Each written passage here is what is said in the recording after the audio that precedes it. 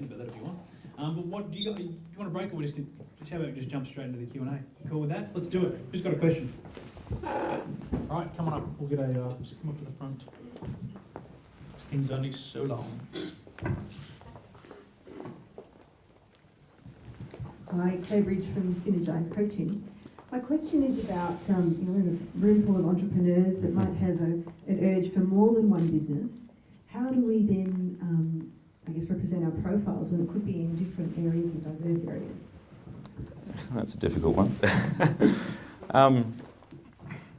I guess that is a question that the individual would have to answer. I mean, all I can say is it is counterintuitive to have two different unrelated industries. But you do want to talk about who you are as an individual, especially in your summary. I mean, that's really where you can show some personality. And there must be a reason behind why you do both of the businesses. And if you can find that common connection, then I don't see any problem with having more than one business. I would imagine that most people who fall into that category have some sort of relation between the two.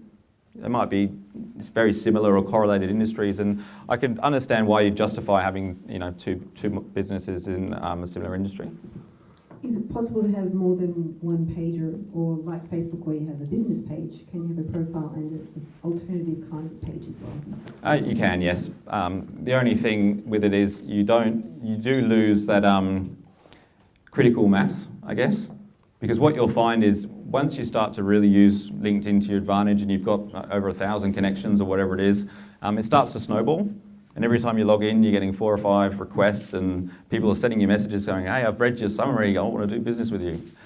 So if you've spread that over 2 profiles, you are spreading yourself a little bit thin. Thanks, Nathaniel. No worries. Another question. And just so you know, we are video recording this tonight, and we're going to put that up so you guys can re-watch it again and get some information. I'll come back. Thanks.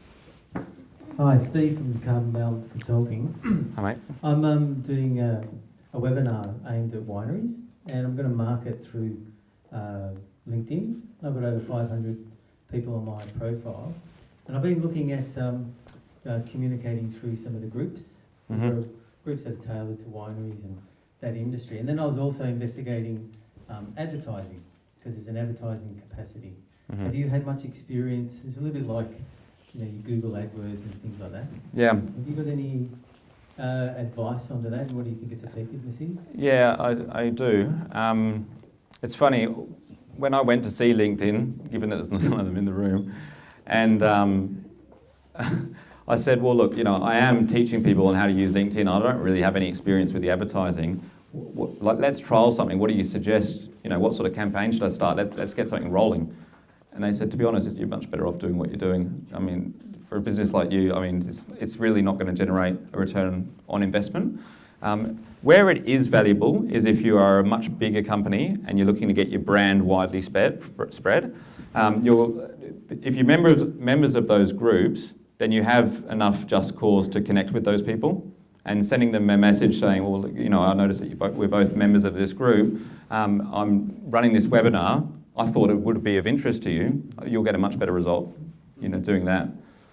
So that personal approach. Absolutely. And again, broadcasting into the group about doing these things, or inviting people through the group that you think are going to be more interested. Yeah, inviting people individually will get a better response.